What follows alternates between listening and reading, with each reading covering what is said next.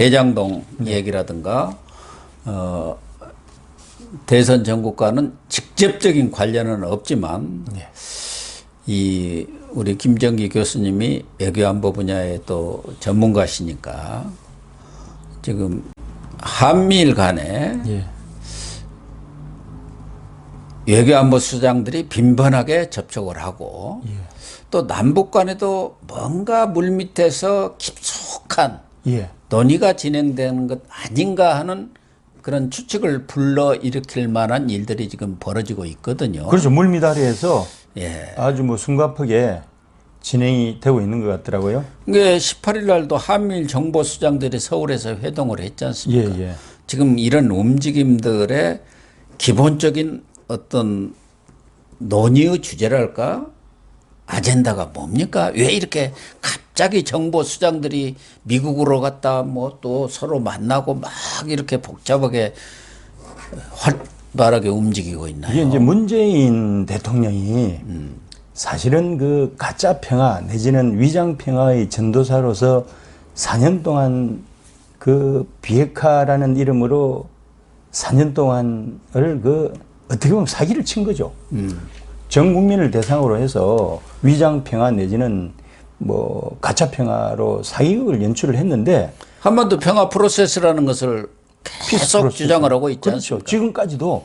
지금까지도 하는데 그 이면에는 평화주의자로서 문재인이 있는 게 아니고 어떻게든 정권 재창출을 위해서 선거에서 이기기 위해서 이 사람들은 선거 전쟁밖에 없잖아요. 선거에서 이기기 위해서 또 이제 내년 대선에 좀 그 이걸 가지고 한번 좀 우호적인 환경을 조성하려고 지금 이제 시작을 한 건데 이 문 대통령이 참 세상을 몰라도 너무 모르는 거죠. 왜 그런가 하면 옛날에는 죽이 좀 맞았어요. 문재인이 전도사로 나섰을 때 김정은의 이익과 트루만의 이익과 문재인의 이익이 일치했습니다. 트럼프. 트럼프. 이 3자의 이익이 일치했는데 지금은 그 김정은도 그렇고 특히 이제 미국 바이든 같은 경우는 그 문재인이 주도하는 뭐 예를 들어서 이 평화를 주창하면서 종전선언을 해야 된다. 1년 전부터 다짜고짜 종전선언을 해야 된다고 막 지금 메시지를 던지고 있잖아요. 이렇게 하면서 이제 액터 역할을 하고 싶어 하는데 바이든 입장에서는 생뚱맞은 거죠. 북해 그 어떤 진전이 있어야 뭐 종전선언이라든가 그런 것도 의미가 있을 텐데 우선은 지난달 22일 유엔 총회 연설을 통해서 종전선언을 다시 주장을 했지 않습니까? 하자고. 그리고 24일 그동안 문재인에 대해서 삶은 소대가리 무슨 앵무새 떼떼 이렇게 비난하던 김여정이가 담화를 내서 흥미있고 아주 중요한 발상이다. 좋은 발상이다. 이렇게 화답을 하면서 대신 적대시 정책을 포기하고 그런 이중 자태, 이중 기준 이런 것을 적용하지 않는다면은 남북 간에 뭔가 좀 대화를 할 수 있다는 그런 담화를 냈지 않습니까? 그렇죠. 그래서 이 남북 간에 뭔가 대화 분위기가 싹 트는 거 아니냐. 특히 지난번에 남북 통신선도 자기들 마음대로 잘랐다가 또 9월 4일인가요? 김정은이가 얘기해갖고 남북 연락 통신선도 복원이 됐어요. 이런 저런 것들을 보면은 지금 남북 간에 뭔가 대화를 재개하기 위한 이런 움직임들이 물밑에서 활발히 전개되고 있는 것 아닌가 하는 생각이 하나 들고 18일 한미일 정보수장이 서울에서 회동을 했습니다. 그 이전에 또 서훈 국가안보실장, 청와대 안보실장이 미국을 방문했고 월리안 본스 CIA 국장이 14, 15일 또 우리나라를 급히 방문했고 워싱턴에서는 이 18일 여기에 비슷하게 16일부터 19일까지 한미일 북핵 수석 대표간 회동이 또 이루어지고 있어요. 그래서 이런 종전선언 문제에 대해서도 한미일 간에 뭔가 좀 진전이 있는 거 아닌가 그런 추측 두 가지를 할 수가 있거든요. 사실은 종전선언이라는 게 선언 이상도 아니거든요. 이하도 아니고 원래 하려면 이제 종전협정, 다시 말하면 평화협정을 맺어서 지금 정전체제를 평화체제로 바꿔나가야 되잖아요. 예. 근데 거기까지 가려면은 그 장애물들이 많거든요. 거기까지 가려면은 특히 이제 이 비핵화하고 관련해서 최대 장애물들이 이제 산재에 있는데 바로 이렇게 가기가 어려우니까 꼼수를 써가지고 선언이라는 거로 해서 좀 가볍게 터치를 한 거란 말이에요. 예. 그렇게 한 건데 문재인의 꼼수에 사실은 이제 북한이 하답을 해준 거고요. 내년 총선, 내년 대선을 치르니까 어쨌건 북한 입장에서는 자기들한테 우호적인 정권이 들어서는 게 좋잖아요. 그렇겠죠. 그래서 이제 협조 체제가 구축이 되는 거고 아무런 의미가 없다는 걸 알면서도 그다음 미국 쪽은 바이든이 사실은 그 대통령이 취임한 지 이제 1년 가까이 돼 가잖아요. 예. 그래서 취임 초 최소 1년 동안은 그 국가 방역이라든지 국내 경제에 올인해도 시간이 부족하거든요.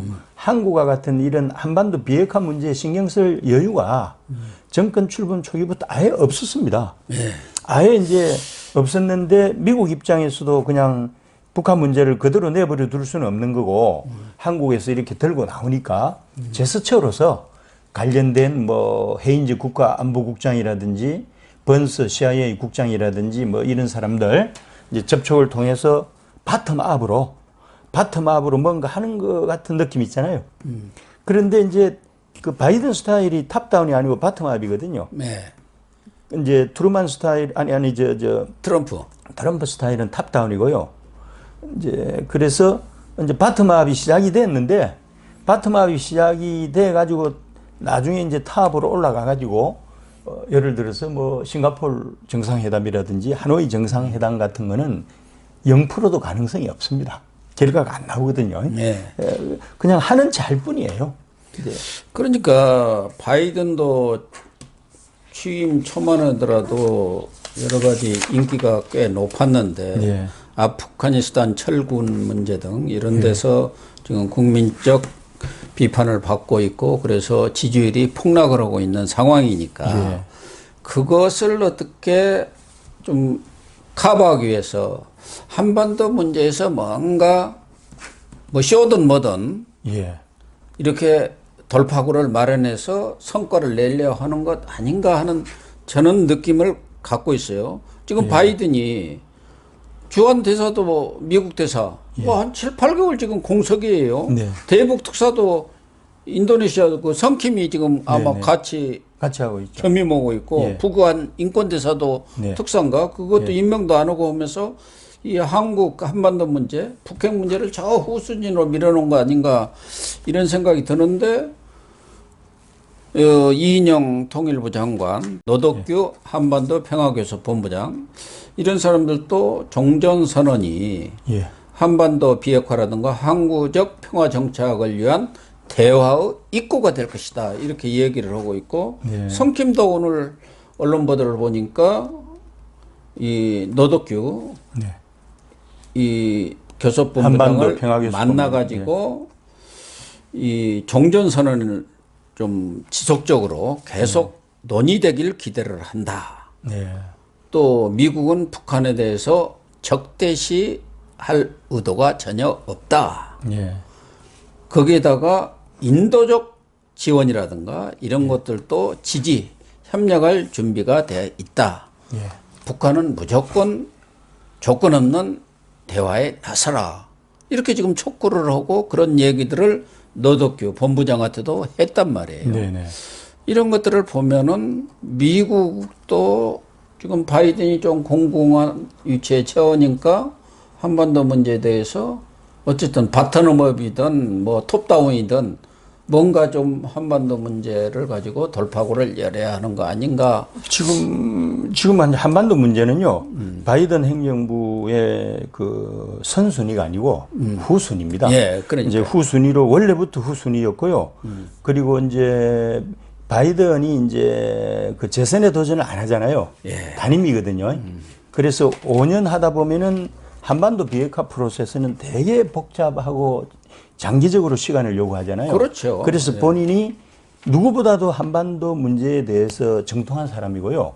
외교 안보통으로서 그리고 심지어 대통령 선거 나왔을 때 김정은을 딕테이터라고 해가지고 완전히 독재자, 네. 떡이라고 해서 불안당, 깡패, 이렇게 인식이 안 좋아요. 그리고 바이든은 이 북핵은 북한 정권의 생존하고 관련되어 있기 때문에 절대 포기하지 않는다는 걸 바이든이 알고 있습니다. 전문가로서. 알겠죠. 네, 그래서 이런 노력들이 결과가 없다는 걸 알기 때문에 다만 이제 시간이 1년 가까이 흘렀잖아요. 네.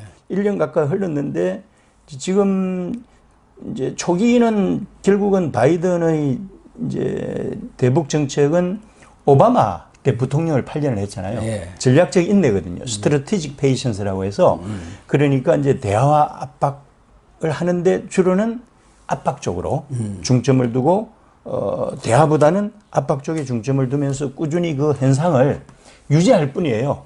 결과가 안 나오고 그러면은 좀 우리 한반도 문제에 적극적 개입을 해서 결과를 내는 시기는 언젠가 하면은 집권 중후반기입니다. 네. 이게 3년 차부터 시작을 해요. 3년 차부터 시작해서 4년 임기 마치기 전까지 이제 결과를 내려고 하는데 이게 이제 클린턴 행정부 때 했던 페리 프로세스거든요. 그게 액티브 인게이지먼트라고 해서 적극적으로 개입을 하는 거고 그래서 제네바 합의까지 나왔잖아요. 그러다 아들 부시가 대통령이 되면서 원청으로 돌아갔습니다만은 어쨌건 지금 현재 시기로 봐서는 1년 차이기 때문에 바이든이 그냥 문재인 대통령이 선거용으로 이렇게 장을 여니까 바텀업으로 같이 박수 쳐주는 네, 건가요? 박수 치주는 정도지 예. 결과는 절대 안 나옵니다. 그리고 선언이라고 하는 거는 아무런 의미가 없는 거잖아요. 이게 평화협정도 아니고 종전협정도 아니고 시리어스하게 들어간 게 아니거든요. 그걸 알기 때문에 그냥 박수 부대로 해주는 그 정도고 나중에 한다면은 3년차, 4년차에 할 텐데 저는 바이든은 3, 4년차에도 옛날에 페리 프로세스처럼 적극적 개입 안 할 거라고 생각합니다. 왜냐하면은 이분이 재선을 목표로 하는 사람이 아니잖아요. 네, 그렇겠죠. 그냥 편하게 해서 임기 마치는 걸 원하기 때문에 한반도 문제는 바이든 5년 동안 되는 거 하나도 없을 겁니다. 그냥 갈 겁니다. 그런데 북한도 지금 우리 측이라든가 미국, 일본이 생각하는 차원의 인도적 지원, 예. 의료 지원이라든가 식량 지원 이것을 지금 원하는 건 아니지 않습니까? 예, 그런 정도는 필요 없다. 제재 완화를 해달라. 제재 완화죠. 예. 근데 그게 가능합니까? 제재 완화가 어려운 게요. 예. 미국은 민주당이 집권하건 공화당이 집권하건 외교 정책은요. tradition and continuity라고 그러거든요. 전통과 연속성을 가져요. 예. 그래서 본질적으로 보면은 민주공화 양당의 외교 정책이 변함이 없습니다. 연속성이 있는 거예요. 그 전통을 지금까지 오랫동안 지켜왔기 때문에 기본적으로 미국도 이제는 북한의 벼랑 끝 전술에 익숙해가지고 30년 동안 훈련이 돼가지고 김정은이 절대 생존 수단으로서 북핵을 포기하지 않는다는 것을 알고 있거든요. 이제 알고 있기 때문에 사실은 이전에는 북을 모르고 쏘았지만은 지금 북을 미 국무부나 백악관에서 너무나 잘 알고 있기 때문에 북의 꼬임수에 쏘가 넘어가지 않는다 이제 하는 거고요. 예를 들어서 이제 북한이 원하는 거는 제재 해제가 아니고요. 유엔 제재 해제까지 가려면은 되게 이제 이거죠. 미국은 이제 북핵 비핵화를 일괄 타결하기를 바라거든요. 동시다발적으로. 그러니까 일괄. 예. 그래서 CVID인가 그럴 거예요. 예. 그렇죠? CVID. 완전하고 verified 검증되고 irreversible 불가역적인 dismantlement 해체. 이거거든요. 그러니까 완전 비핵화를 하라는 거거든요. 예. 그런데 북한이 완전 비핵화는 안 하리라는 걸 알고 있잖아요. 일괄 타결을 목표로 하는데 일괄 타결은 결국은 유엔 제재 완화가 아니고 해제로 가는 길이죠. 근데 북한이 원하는 건 일괄 타결이 아니고 스텝 바이 스텝이에요. 살라미 전술하고 비슷해요. 분해해가지고 하나 주면은 우리가 영변 핵시설 그냥 포기할 테니까 뭐 하나죠. 이거 예를 들어서 영변 핵시설 포기할 테니까 유엔 제재 완화하는데 특히 금강산 개발, 관광하고 그다음에 개성공단 재개하는 거죠. 이걸 원하는데 미국이 지금까지 응할 듯 하면서도 완화를 안 해주잖아요. 그동안 쏘가 넘었기 때문에 안 먹히는 거죠. 그런데 지금 한미일 수장들이라든가 또 우리나라와 미국 간의 이런 청와대 외교부, 국정원, 외교안보팀이 총 출동해서 이렇게 접촉면을 확대하고 있는 것을 보면은 적어도 종전선언, 이건 뭐 실효성은 없는 거지만 종전선언이라는 카드를 한미일에서도 이렇게 인정을 하고, 그리고 김정은과의 물밑 접촉을 통해서 우리가 종전선언 쇼를 한번 하자. 그래야 우리가 대선에 유리하겠다. 이런 쪽으로 뭔가 하고 있는 거죠. 합의랄까 이렇게 대화하고 있는 거 아닌가 하는 생각이 들어요. 그런데 미국은 절대 응하지 않을 거고요. 북한도 이것을 이제 합의해 주는 대신에 뭔가 요구를 하는데 한국이 북한한테 해줄 수 있는 게 하나도 없잖아요. 모든 것이 유엔 제재에 걸려 있기 때문에 유엔이라는 우산 속에서 미국이 결정하는 거거든요. 그러니까 결국은 상징적인 선언적인 의미라 할지라도 종전선언을 미국이 양보해 주면 좋은데 미국이 북한에게 유엔 제재 완화해 주면서까지 종전선언에 동의를 해줄 리가 없는 거죠. 그러니까 제재 완화를 안 하는 대신에 종전선언 그건 뭐 별 효과가 없는 거예요. 그래 종전선언 해라. 그런 것을 매개로 해갖고 남북 정상회담을 회담을 하고 뭐 연말이든, 그리고 경우에 따라서는 지금 북한이 베이징 동계올림픽에서는 IOC가 세계올림픽위원회가 뭐 그 참가 불참을 통보를 해갖고 가지는 못하지만 거기서 뭐 김정은은 또 뭐 그것도 관계없이 가가지고 베이징에서 또 문재인도 가고 그래갖고 중국 역할론 이런 것을 앞세워서 대선을 바로 앞두고 대대적인 보여주기 쇼를 TV 쇼를 할 거 아닌가 하는 생각이 들어요. 그래 이제 문재인의 생각이죠. 문재인의 생각인데 트럼프 때는 환경이 좋았고요. 바이든 때는 환경이 안 좋습니다. 그래서 바이든은 여기 말려들지도 않을 뿐더러 북한은 협조적인 자세를 취하겠지만은 종전선언을 하는 대가로 해서 최소한 유엔 제재 완화 같은 걸 얻어내서 그 개성공단 재개라든지 금강산 관광이라든지 이것만이라도 풀어달라는 거잖아요. 근데 미국은 기본적으로 일괄 타결에 주안점을 둔다고 그랬잖아요. 부분적인 뭐 해제해주고 뭐 완화해주고 뭐 그런 거 안 하기 때문에 제가 볼 때는 그냥 이렇게 막 분위기만 조성하다가 결국 결과 없이 이 대선을 맞이하는 상황이 오지 않을까 하는 그런 생각입니다. 그러니까 사실 문재인은 임기를 거의 다 끝나가는 시점에 정말 문재인도 나쁜 짓을 하는 거예요. 마지막까지. 과거 노무현도 마찬가지 아니었습니까? 임기 말에. 맞습니다. 13선언을 한 거 아니에요. 김정일과. 근데 지금 김정은한테 문재인이 줄 수 있는 게 있어야 되거든요. 그러니까. 그런데 줄 수 있는 게 결국은 유엔이나 미국이 결정을 하기 때문에 솔직히 우리 한국 정부가 유엔 제재에 걸려 있기 때문에 북한에 문재인을 얼마나 주고 싶겠어요. 그렇죠. 줄 수 있는 게 하나도 없습니다. 답답한 거죠.